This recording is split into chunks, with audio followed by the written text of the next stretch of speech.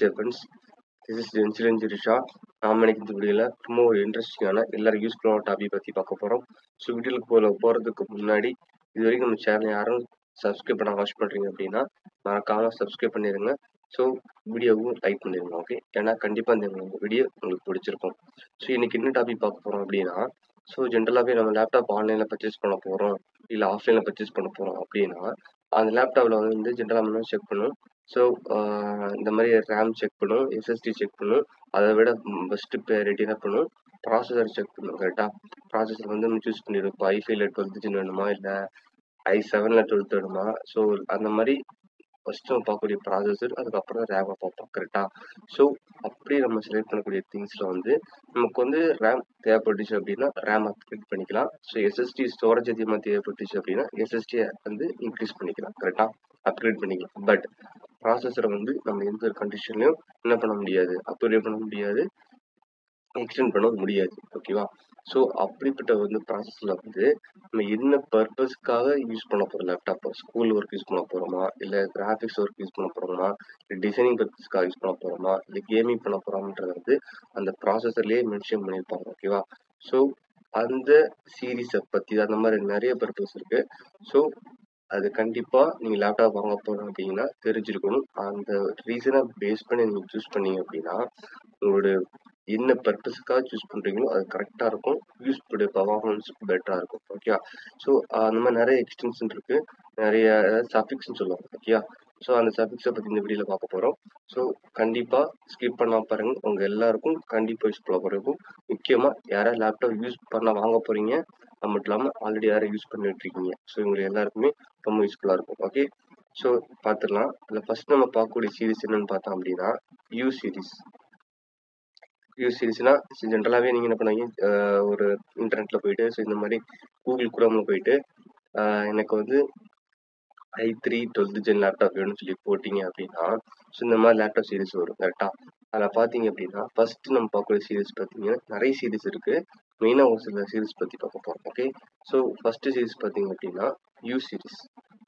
இந்த ப்ராசஸோட எக்ஸ்டென்ஷனில் லாஸ்ட் சஃபிக்ஸை வந்து you series முடியும். யூ முடிஞ்சிச்சு அப்படின்னா அந்த லேப்டாப்பு எதுக்கு யூஸ் பண்ண போறீங்கன்னா ultra low power. Ultra low power அப்படின்னா ஸோ அந்த லேப்டாப்பில் வந்து என்ன சொல்லக்கூடியது, பேட்டரி கன்சம்ஷன் வந்து கம்மியாக தான் இருக்கும். அது மட்டும் இல்லாமல் பேசிக் பர்பஸ்க்காக ஆஃபீஸ் லைட் யூஸ் லேப்டாப்னு சொல்லுவாங்க. லைட் யூஸ்னால் ஸோ ஆஃபீஸ் ஒர்க்குக்கு, ஸ்கூல் ஒர்க்குக்கு, ஸோ ரொம்ப வந்து ப்ரியாரிட்டி வந்து எனர்ஜி சேவிங்ஸ் தான், பேட்டரி சேவிங்ஸ் பண்ணுற மாதிரி இருக்கும். பேசிக்காக உள்ள ஒர்க்குக்கு வந்து இந்த யூ சஃபிக்ஸ்குள்ள லேப்டாப் வந்து சூட்டபுளாக இருக்கும். ஓகேவா. ஸோ நீங்கள் வந்து பேசிக் ஒர்க் தான் பண்ண போகிறீங்க, ஸ்டடி ஒர்க் பண்ண போகிறீங்க, எஜுகேஷனல் பர்பஸ் அப்படின்னா என்ன பண்ணிக்கலாம், யூ சஃபிக்ஸ் இருக்கக்கூடிய ப்ராசஸர் எண்டில் யூ சஃபிக்ஸ் இருக்கும். ஃபர்ஸ்ட் நீங்கள் ப்ரீவியஸ் உங்களுக்கு காட்டணும், ஞாபகம் இருக்குங்களா. ஸோ அந்த மாதிரி யூ சஃபிக்ஸ் கூடிய லேப்டாப் சூஸ் பண்ணிங்க அப்படின்னா கண்டிப்பாக உங்களுக்கு பெஸ்ட் பர்ஃபார்மன்ஸ் இருக்கும், பவரை பேஸ் பண்ணி. ஓகேவா.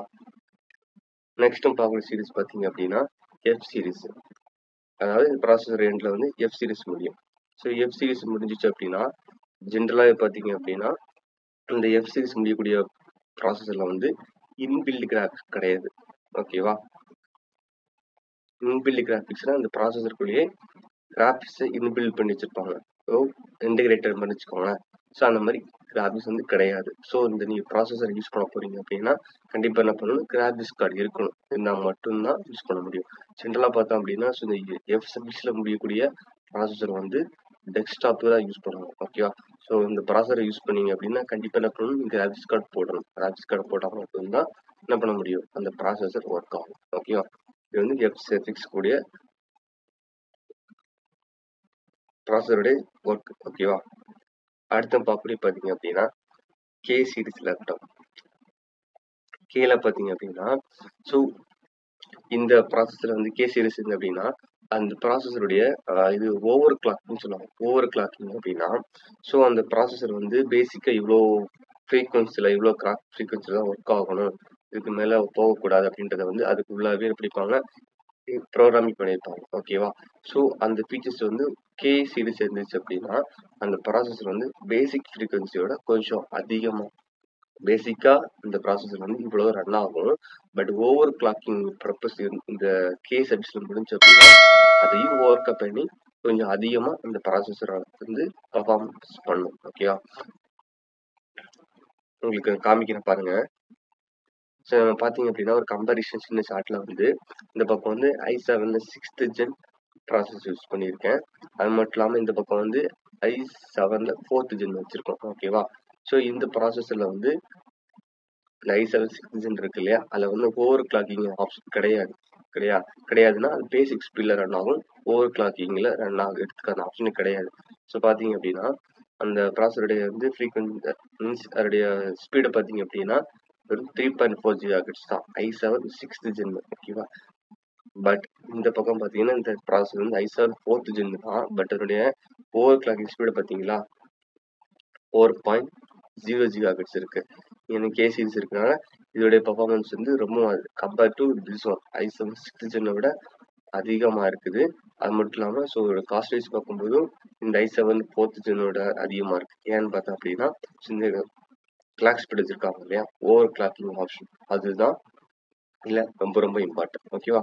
ஸோ இப்போ உங்களுக்கு தெரிஞ்சிருக்கும் ஓவர் கிளாக்கிங்கிறது எந்த அளவுக்கு வந்து ப்ராசஸர் சூஸ் பண்ணும்போது பர்ஃபார்ம் பண்ணுது அப்படின்னு. ஓகேவா? அடுத்து நம்ம பார்க்கக்கூடிய பார்த்தீங்க அப்படின்னா ஹெச் சீரிஸ் லேப்டாப்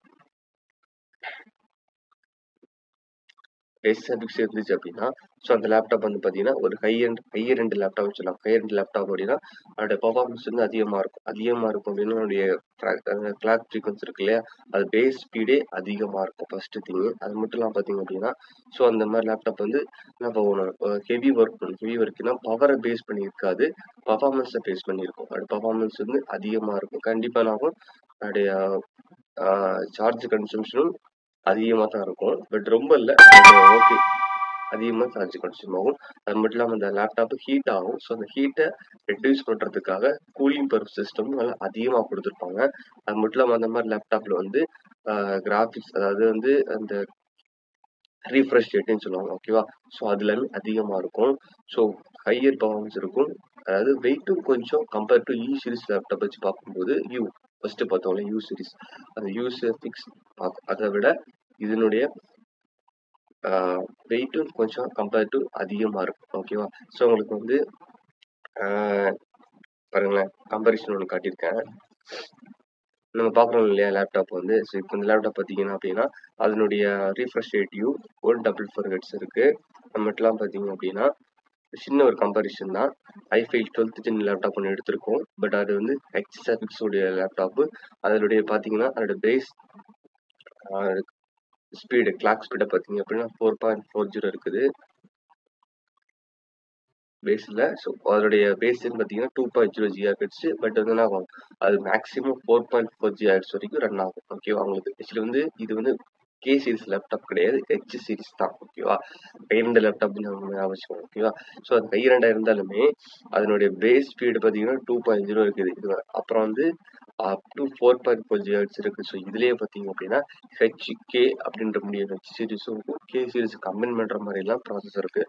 ஸோ அந்த மாதிரி ப்ராசஸர் வந்து இன்னும் என்னாகும், இந்த ஓவர் கிளாக்கிங் ஆப்ஷன் வந்து அதிகமாக இருக்கும். ஸோ அது மட்டும் பார்த்தீங்க அப்படின்னா ஹெச் சீரிஸ் லேப்டாப் வரக்கூடிய ஹெச் சீரிஸ் லேப்டாப்பில் ரேமுடைய கெப்பாசிட்டி இருக்கு, அதுவும் வந்து அதிகமாக இருக்கும். அப்புறம் பார்த்தீங்க அப்படின்னா 64 GB வரைக்கும் ரேம் சப்போர்ட் பண்ண ஆரம்பிக்கும். ஓகே, அது மட்டும் இல்லாமல் ஹை கூலிங் சிஸ்டம் வேறு இருக்கும். ஓகேவா?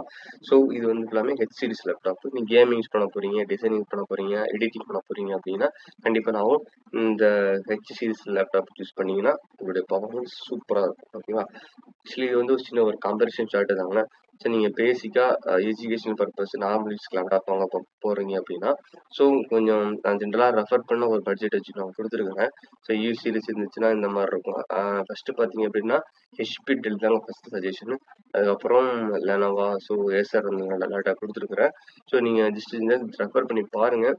பார்த்துட்டு உங்களுக்கு வந்து பெட்டராக இருந்துச்சு அப்படின்னா ஸோ உங்கள் பர்பஸ் உங்களுடைய ஜென்ரல் என்ன பர்பஸ் யூஸ் பண்ண போகிறீங்கன்றதை வந்து இந்த ப்ராசஸரோட சஃபிக்ஸ் சாட்டிஸ்ஃபை பண்ணிச்சு ஃபுல்ஃபில்மெண்ட் இருந்துச்சு அப்படின்னா என்ன பண்ணலாம் நீங்கள், ஸோ அந்த ப்ராசஸரை வச்சுட்டு ரிமைனிங் உள்ள ரேம் ஹார்டிஸ்காக பார்த்து நீங்கள் யூஸ் பண்ணிக்கலாம். ஓகேவா? ஸோ பார்த்தீங்க அப்படின்னா இதில் வந்து ஹெச்எக்ஸ் சீரிஸ் போட்டிருக்கிறேன். சரி, நான் சீசன் வந்து ரெஃபர் பண்ணல, ஜஸ்ட் நீங்கள் இதெல்லாம் பார்த்தாலே உங்களுக்கு தெரியும். ஸோ இதில் பார்த்தீங்க அப்படின்னா ஹெச்டிஸ் அதிகமாக கொடுத்துருக்காங்க. ஓகே, ஸோ நீங்கள் என்ன பண்ணி லேப்டாப் சூஸ் பண்ணுறதுக்கு முன்னாடி இந்த ப்ராசஸர் ஒரு மெயின் கன்சிடரேஷனை வச்சுட்டு அதுக்கப்புறம் நீங்கள் என்ன பண்ணுங்க ரேம் ஹார்ட் டிஸ்கை சூஸ் பண்ணுங்க. ஓகே, ஸோ இந்த ஐ திங்க் இந்த வீடியோ கண்டிப்பாக உங்களுக்கு எல்லாமே பிடிச்சிருக்கும். வீடியோக்கு லைக் பண்ணிடுங்க, நம்ம சேனலை மறக்காமல் சப்ஸ்கிரைப் பண்ணுங்க. ஓகே, ஸோ உங்கள் ஃப்ரெண்ட்ஸ் ஃபேமிலி ஏதாவது வீடியோ ஷேர் பண்ணுங்கள். தேங்க்ஸ் ஃபார் வாட்சிங் this video. Wish you all friends.